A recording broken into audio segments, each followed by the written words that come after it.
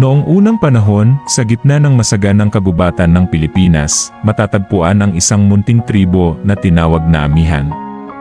Ang kanilang pamumuhay ay tahimik at puno ng respeto sa kalikasan, na sinasamba ang mga espiritu ng kabundukan, ilog, at matatandang puno. Sa gitna ng kanilang nayon, nakatayo ang isang napakalaking puno ng balete na pinaniniwalaang tirahan ni Anitun Tabu, ang diyosa ng hangin at ulan. Si Ligaya, isang dalagang kilala sa kanyang masayahing ngiti at matatag na loob, ang ipinagmamalaki ng kanilang tribo. Ang kanyang kasintahan na si Tala ay isang bihasang mangangaso na labis siyang minahal. Magkasama nilang pinangarap ang isang masayang kinabukasan.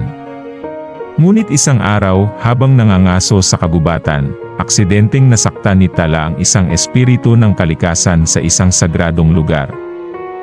Si Anitun Tabu, na galit sa nagawang kasalanan ni Tala, ay nagbaba ng sumpa sa kanilang nayon, walang katapusang bagyo. Ang malalakas na ulan ay nagdulot ng pagbaha sa kanilang mga bukirin, at ang malalakas na hangin ay sumira sa kanilang mga tahanan. Lumuhod ang mga taga-nayon at nakiusap para sa kapatawaran, ngunit hiniling ng Diyosa ang isang dakilang sakripisyo, ang buhay ni Ligaya kapalit ng kanilang kaligtasan. Napunit ang puso ni Ligaya sa pagitan ng kanyang pagmamahal kay Tala at ng kanyang tungkulin sa tribo. Pinili niyang ialay ang kanyang buhay. Sa gabi ng kanyang sakripisyo, nagtipon ang buong nayon sa ilalim ng puno ng balete, puno ng lungkot ang kanilang mga puso. Si Tala ay lumuluha, walang magawa upang pigilan siya.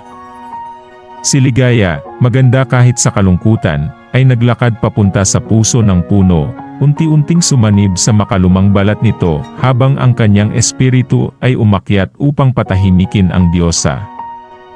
Tumigil ang bagyo at muling bumalik ang katahimikan sa Amihan, ngunit hindi na muling naging pareho ang nayon.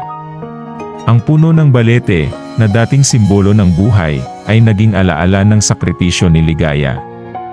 Si Tala, nawasak ang puso, ay nagtanim ng mga bulaklak sa paligid ng ugat ng puno upang hindi malimutan ang kanyang alaala. Pagkalipas ng maraming henerasyon, patuloy pa ring ikinukwento ng mga taga-nayon ang alamat ng pagmamahal, kabayanihan ni Ligaya. Sinasabing tuwing umiihip ang hangin sa mga dahon ng balete, dala nito ang kanyang tawa, isang paalala ng babaeng nag-alay ng lahat para sa kanyang mga tao.